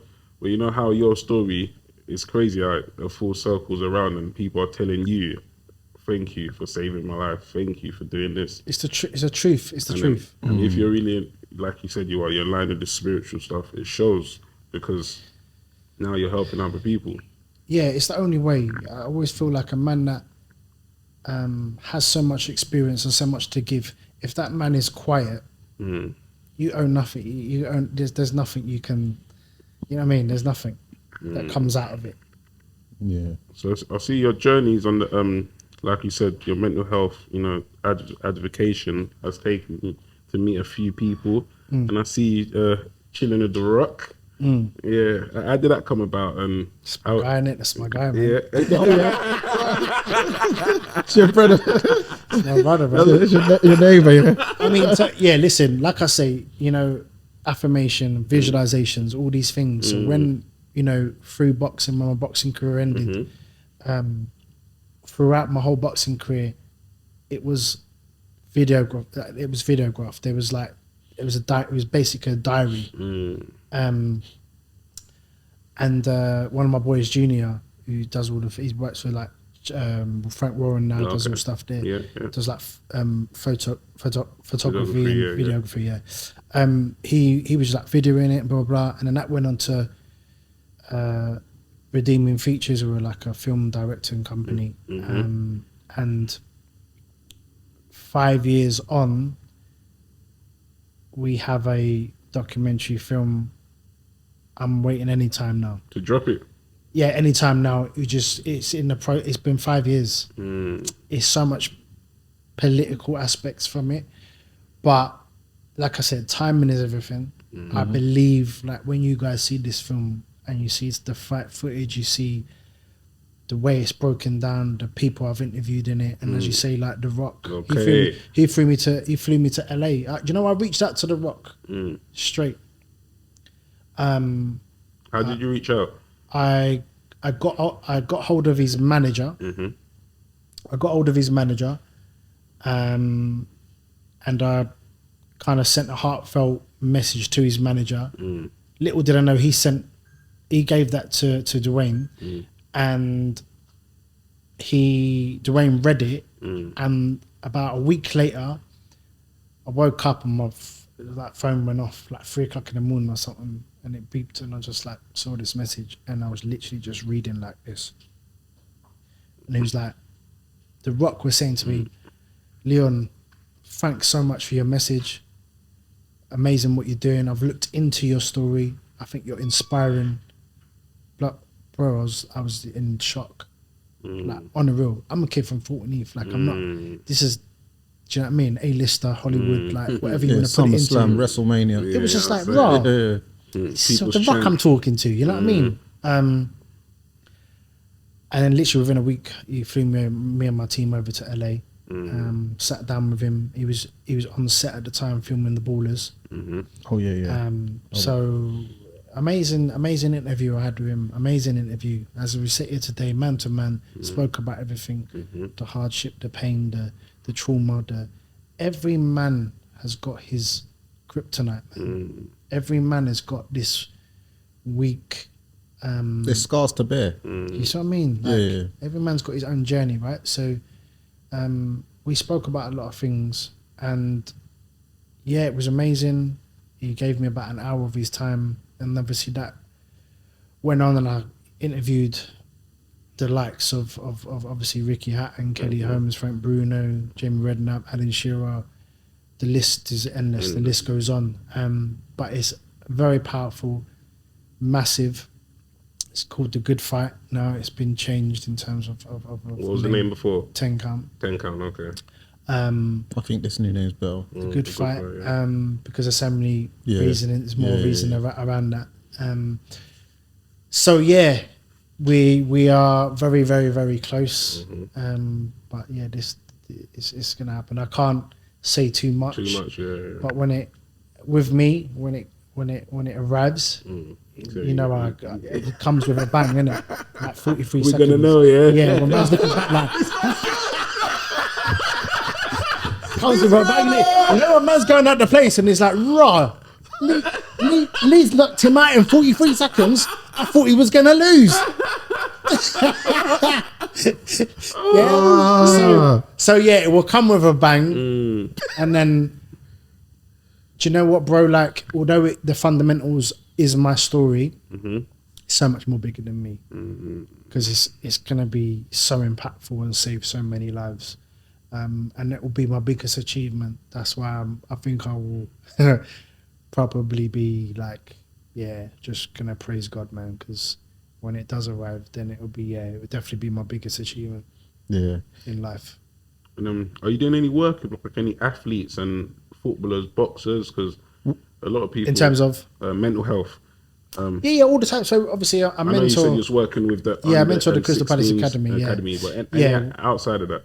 Outside of that, You're with the Southern Area Boxing Committee. Right? I'm with the I boxing remember board. I was working at the award show last year. My boy Eddie, and you was there, and they was giving out awards, and what's his name? Who's? Alan Minter's son Oh, I got an know. award. Ross Ross Minter, yeah. Remember he got an award there. I presented it to him. Yeah, he presented it to him, yeah. So yeah, and then I was like, oh, right, they obviously, I thought, right, some Yeah, it's include not the token some gesture. Yeah, no, but I thought, right, no, I'm not jumping the party now.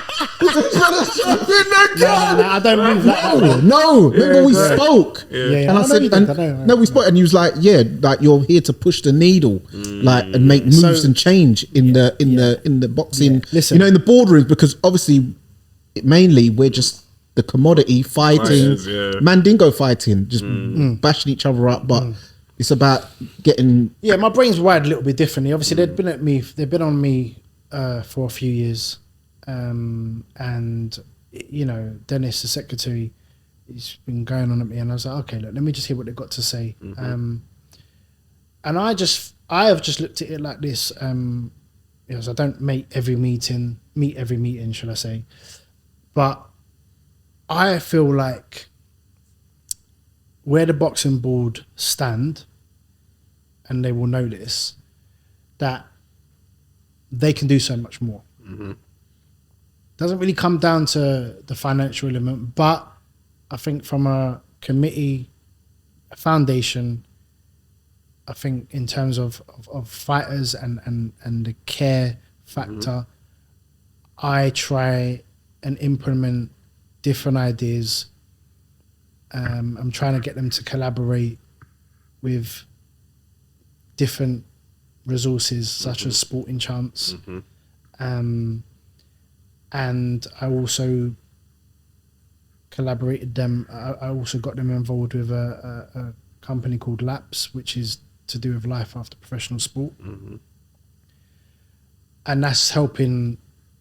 If you go onto the website LAPS, that is so if a fighter went onto LAPS and wanted to become an electrician or wanted to learn a trade or become something else in life, which most fighters need to do because you don't always get to AJ level of money, right? Yeah. So you don't always get that opportunity. And as I know through fighting in the likes of York Hall most of my career, most of them kids are still working and fighting and working and fighting. So they never really get the opportunity that you see, what most you see on TV, unless you're an Olympic GB boxer or you're an exceptionally talented amateur, whatever it is. No one's going to look at you. So you always have to start from that. So there was lots of reasoning to why I wanted to get them to hear my ideas. That happened. Just waiting for them to set the. I think the Sporting Chance thing will be good from a rehab point of view, from a counselling point of view. I think it's good to offer fighters those particular things, because after fighters finish, and many that I've seen, again, is where the mind comes into it. And sometimes they're not always ready to finish fighters. And sometimes they can go on for too long. But actually when it is time to retire, they need something else. Because that's all they know, isn't it? They need something else. Just for their mind to get into. And yeah, I think it's just I think gradually the board are not as bad as many people think. And I know that because I'm in there. I know that because I'm in there. It comes across with certain things and how it, there's certain things I don't want to really speak about because it's not my position to. But also, I understand the fighters as well because I've been one. And I understand. I've got friends that are fighters. I've got people that I know firsthand, not mentioning any names, that have been through a hell of a lot in this journey for whatever reasons. And sometimes you have to understand their part as well. Do you know what I mean? So it's about trying to get that balance, but hopefully things keep improving and changing. Yeah, man. Got any more questions? No. Yeah. So you said, so what's it? I remember there was one fight where I thought the brother was a bit of a punk. I forgot his name, but he was doing a head-to-head and he tried to say something about he thought you was mentally weak. That was John McCallum. Was that him? Yeah, head to head, John McCallum. Yeah. I So, went for him in that press conference. yeah. I remember. Yeah. Yeah, I remember. So, have you managed to speak to him after? And has he? Bro, once I beat him and he retired on his stool because he said he was going to retire me, right? 'Cause Yeah, I was yeah, an old man. Yeah. I remember. Yeah. I was like, old man. And again, you know, sometimes you can't, what's supposed to be is going to be. But I knew that I'm not losing to this guy. I can't lose to this guy. Probably lost the first 2 rounds of that fight. Just seeing what's going on. It's just, you know, another 8 rounds to go or so. And I was like, cool. I started breaking them down after sort of 3-4 rounds. Started breaking them down, and I knew then that when I was in the ring with him, and I knew that now you've not got what I've got. You've not got what I've got, bro. And you know, like I was smelling it, and I was like inside, I'm like, yeah. I'm a bit different, you know. Like I was like, yeah. I can see you suffering. I saw his eyes start going. Started like, And he was 7-0 as well, so it just Good shows fighter. you. Yeah. with what he got to in terms of levels. Yeah. Everything's about levels, but you know what? Like he come to me after, you know, after everything ordered settled down. A few years later, obviously I went on to fight for bigger titles, but a few years later he come up to me, see me out one time, and he's like, you know what, Lee? Boy, I underestimated you. I'm wary, respect to you, man. And he, you know, like, You can't knock it. Yeah. yeah, no, I'm not gonna hold a man to trying to get me into my head for the moment. It did get in my head, by the way, because like, Yeah. man touched me personally. Do you know what I mean? Like, Yeah. we think sometimes South London comes out and you think, don't worry about boxing. Like, you're all right. Yeah. Like, He's got that temperament about him. Because I remember you saying about you went into the prisons to do a talk. And some of them obviously, you know, they hit the weights and all that, and you're like, right, yeah, don't let the light skin fool you.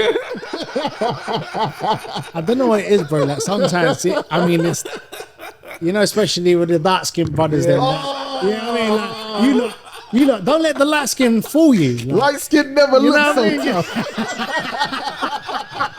Come on. You know what I'm saying? Like, redskin are dangerous people, you know. Yeah, needed. Now the Clarendonians, the Clarendon's coming out. There we go. I love it. But nah, man, listen, respect for like your journey. Takes Pleasure, a man. strong man to come from where you've come from. me, You know what I man. mean? The Yeah. trials and tribulations, ups and downs, and helping people as well. Do you know what I mean? Because that's as I said, I've lost 2 women cousins Sorry to hear to that, suicide, and one of my very good friends as well for a very long time. He did as well. Funny enough, it was after he split up with his wife at the time. So these things, and he was with her since they met in college, and they've been together like Didn't cope. 20 years. So sad, that was his very life. sad. Yeah.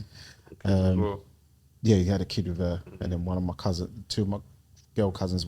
Funny enough, both of them were like on the outs, very successful, work, making lots of money. So people think that it must be people who are like must be homeless and down and out. It's not. But you see people like Amy Winehouse and celebrities, and you think, why did they do that? They got it all, ain't they? Like, and you don't know what's Money's going not on everything, with. man. Yeah, exactly.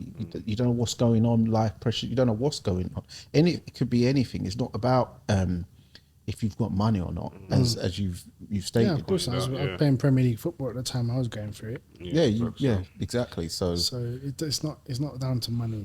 It's just down to understanding where you're at the time in your journey, yeah, and just trying to accept what's going on, but also understanding that you have to get help when you have to get help. You know, yeah. you can't do it all by yourself. and I hope you can like start recruiting. I don't know if you have already, but some other people who are advocates like can you also spread the word as well. Not only you know what I'm saying. You need a crew of Most people have got to step forward and, yeah. and No. like, volunteer. Well, he'll be the best to Yeah. you know what I'm saying. Yeah, no, I think I'd say I'm the leading sports person in terms of speaking about this in terms of our culture. Yeah, I that's would what I'm say saying. I'm probably Yeah, that's what I was the saying, like, you leading don't really person. have- You got like Clark Carlisle who was from a football background, but in terms of our sports and what it is, like I'd definitely be up there. And yeah, I know Tyson Fury does quite a lot around it. But I done this way before we even started talking about it. Before it became Thing, yeah. Just what I'm saying. So Yeah. like, and that's the realist. Anyone that knows me knows what's going on. So Yeah. All right, so we're going to go into the penultimate round, which is a series of questions, and you just choose an answer out of one of them. Mind, be cautious. He might stitch you up. Yeah. No, there's actually no stitch-ups in this. Hit that bell. Bing. Left hook or straight right? left hook, Red corner or blue corner? red, Everlast or fly? Everlast, Cleto raise or grants? grants, Rival or winning? winning, Paffin Sports or RDX? You don't know that? I know RDX, but I Paffin don't- Paffin Sports is Tyson Fury gloves. What Yeah. Tyson Fury and Klitschko are wearing. RDX. Yeah. Leon or Venom? I've tried Venom. I've tried them. That's what one. Isaac wears, isn't it? Lyndon Arthur wears them That's as what well. Isaac wears as well. Yeah, Isaac. Yeah. Oh, I thought I quite like. No, sorry, Lyndon was Venom. RDX, yeah, I've yeah. not tried Leon. I've not tried Leon's, but I should go for Leon's because it's like near my name, isn't it? Yeah. And it's Italian leather, isn't it? Yeah, they're supposed to be nice as well. I've not tried them both, so Yeah. It's like because they was back in the Johnny Nelson used to wear them back in the day. Is it? And then they just went missing, and then obviously AJ made it popping again. okay. Yeah. For boots, for football boots, Nike or Adidas or Reebok. Ooh, I started off with Adidas and went to Nike. Which Adidas is Predators? Predators, man. Yeah. Old school Predators. though. Yeah, it's funny. Old school The Predators. black and blue The ones. heavy ones. Yeah, the black and blue. Felt like Willetons. I bought my. That's funny. 'Cause I went to go buy my son some boots for his new season, and I bought him Predators, and I was throwing them in the air like this, Light. yeah, and they were so light. I was like, Light, bro, yeah. you kids are going Like, easy. I went to Nike later on. Yeah. So for boxing boots, Nike or Adidas. Nike. Everlast or Lonsdale boots. I had Everlast, I think. No, I had Nike. I had Nike boots. Okay. But York- Everlast. I haven't worn them. It's hard to Yeah, it's hard to say. say. Innit? Yeah. Fair enough. York Hall or Copper Box. You're cool. Come on. Yeah. No, they're the two venues. Yeah, so York Hall. gotta The ask. hot box, the grease fryer. AO Arena or O2 Arena. O2. Tupac or Biggie. It has to be Biggie, man. I have different moments. I'm gonna go Biggie, but then some days I'm Tupac. Yeah. It's very. Do you know what I Yeah, mean? it's chop and change, isn't it? Yeah. Well, Biggie's actually a better rapper, but who's had a socially bigger impact? I'll say Tupac in my opinion. Yeah. But no, it's lyrically, Biggie is a better. Yeah, rapper Biggie than was the Tupac. one. It's probably It's not it's even probably like I'd say Biggie. like. Definitely. Biggie. It's not, in my opinion, I don't think it's close. But if you're talking tracks, cool. Nas or Jay-Z. Cool. Nas, Yeah, I like that. See, Drake or Kendrick. Kendrick, 100%. Don't even put Drake's name into that. he said, Right. You know them ones. "Oh, you Like, like him, man."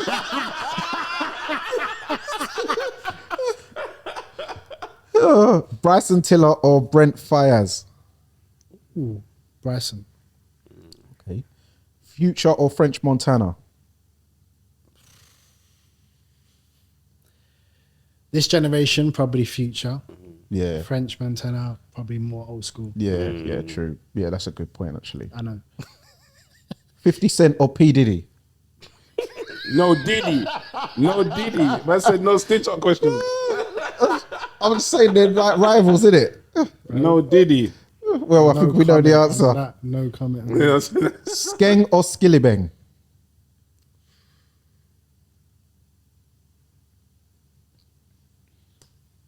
Whatever. Skillibin, whatever. Massacre or Alkaline. Alkaline, Vibes Cartel or Movado. can't tell. Beanie Man or Bounty Killer. Bounty Killer, Mr. Vegas or Sean Paul. Vegas. DMX or Ja Rule. Can't put them in the same So category. I was about bro. to say Yeah, I that. know. You know? Yeah, I was about to way. say that. And you know who I'm gonna say? Yeah, of course. Yeah, yeah. DMX, because Jarrell was X, trying yeah. to cat. D Block or Dipset? D Block, Wu-Tang Clan or Wu-Tang Clan, Bone Thugs and Harmony? Wu-Tang Clan, Okay. seriously. Burna Boy or Wizkid? Burna Boy, Jack Johnson or Joe Lewis? Jack Johnson, just because. Yeah, I was actually watching a Pioneer. documentary Yeah, of him yeah, again yeah. yesterday. Only because of that, really. Probably Yeah. Joe Lewis is obviously, but I'll just go with that because he's the pioneer. What do you say he's watching? I was watching a documentary on him just Amazing. yesterday because Yeah, amazing. yeah. Muhammad Ali or Mike Tyson?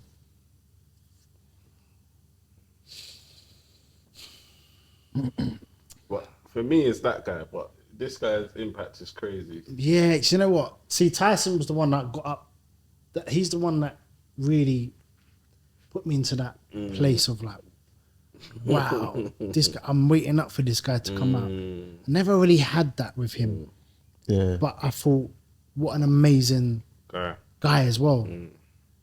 I just have to put them in the different generations as well. So it's like so Yeah. hard to kind of say who's better and so forth. But the impact he had in life is more than I'd say what probably he's had. Yeah.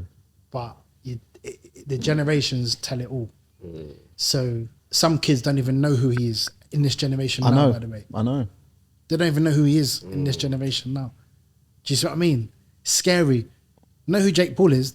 Yeah, it's weird. It's so annoying. But hey, it's life. So that's life, right? Yeah. Ray Robinson or Ray Leonard? Leonard, because he beat my dad.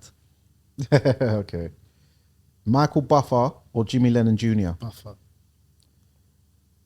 Mills Lane or Steve Willis? Mills Lane. This weekend we've got a great fight coming up. Who you got? Artur Beterbiev or Dimitri Beterbiev. Bivol? Yeah? I'm just going hard on Beterbiev. Yeah, I just feel like he's just different. Okay. Word on the canvas is there's a fight being penciled for January between Sebastian Fundora versus Errol Spence. Who you got that in that one? Vendora. Fundora, yeah? Do you know what? Is it how you pronounce it? Fundora. That tall. Yeah. I Power Inferno.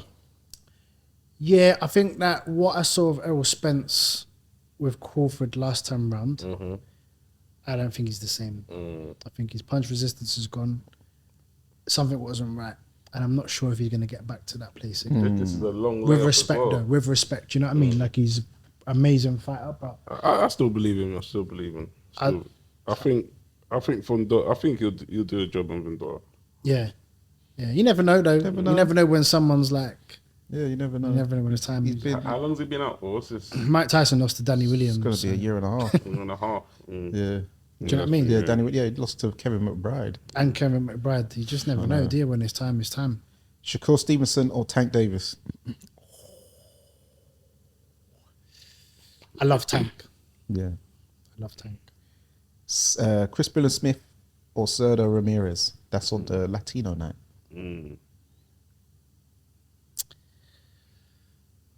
I'm going to say Smith because I just like what he's about. I like his story. I know him.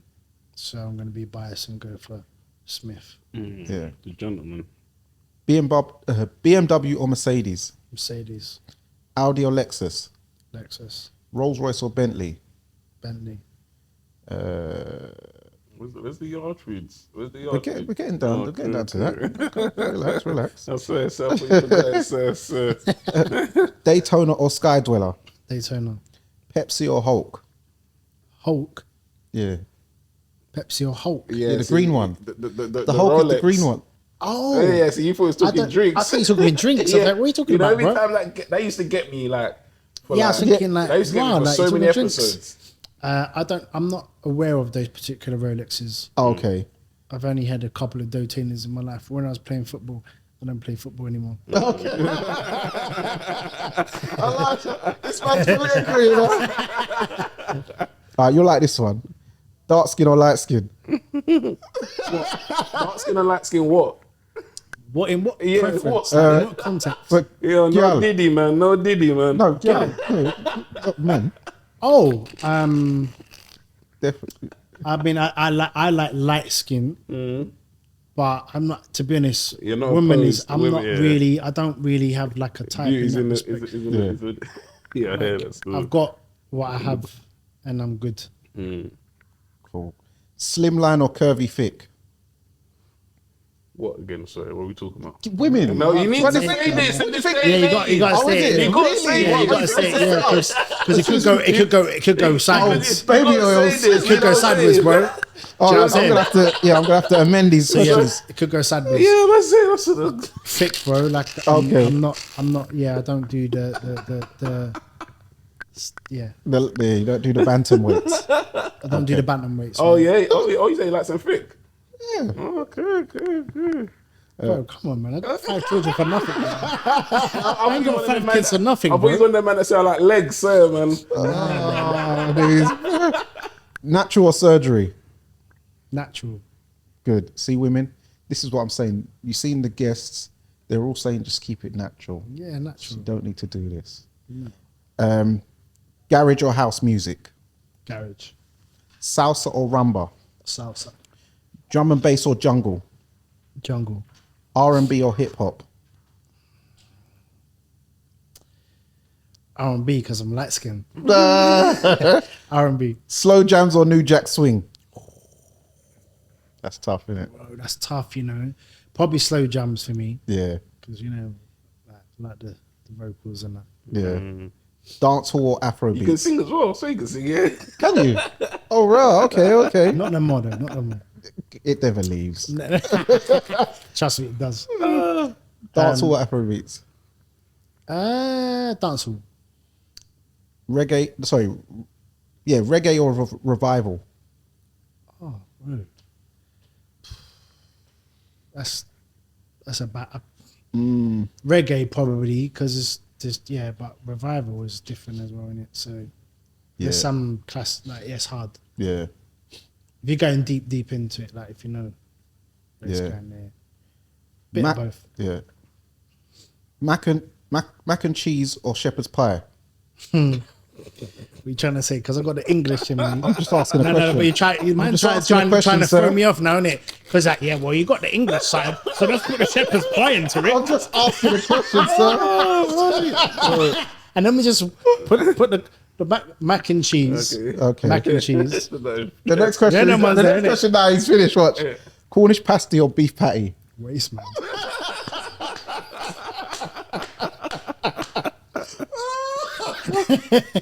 Yeah. Patty. I love my patties, man. Come on. Yeah. Yeah. Curry goat or curry chicken? Curry goat. Jerk chicken or brown stew chicken? Brown stew. Steak or oxtail. Yeah, peppered steak or oxtail? Ooh, pepper steak. Yeah, that is nice when it's done properly. Fried dumpling or festival? Festival. Chicken soup or red pea soup? Red pea soup. Yeah, come on. Red kidney beans or gunga peas? Because this is a new debate people are trying to push. Red kidney beans or gunga peas? Probably gunga peas. Come on. Yeah, probably gunga peas. Yes. That's the smaller ones, right? Yeah. The real ones, man. Hardo bread or cocoa bread? Hardo bread. Yeah. what I had No, I from love young. cocoa bread is actually for me, I'd say. It's nice, but yeah. Yeah. Hardo bread is not really much to it, is it? That's good. Yeah. Yeah, you don't drink, forget that. Fanta or Sprite? Fanta.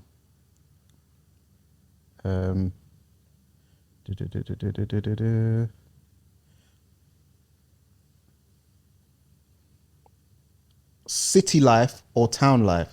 That's the last question. Depends what age you are. That's an interesting answer. That I know. for now, then. For now, town. Like I like to. Although I'm in it now, but I would like to move away Eventually, from London. yeah. Yeah. Okay. I've been out of London all my life, to be honest.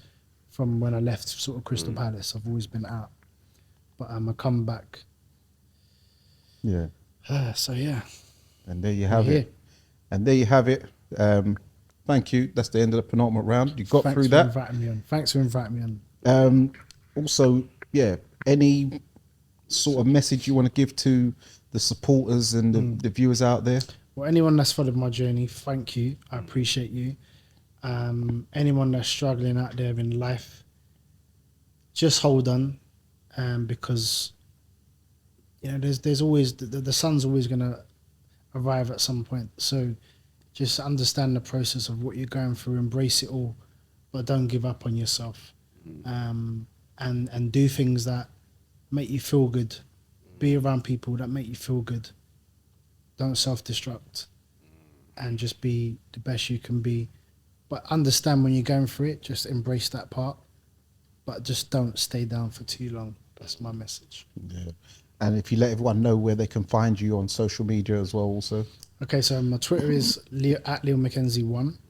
My Instagram is at Leon MCK Insta. And that's the only video to use. I mean, I'm on Facebook and only a page. Yeah. You say where they can find you? Yeah, where they can find you. Lexobem at Instagram. That's the bit. And also you can message me on Fight Fan TV Live as well.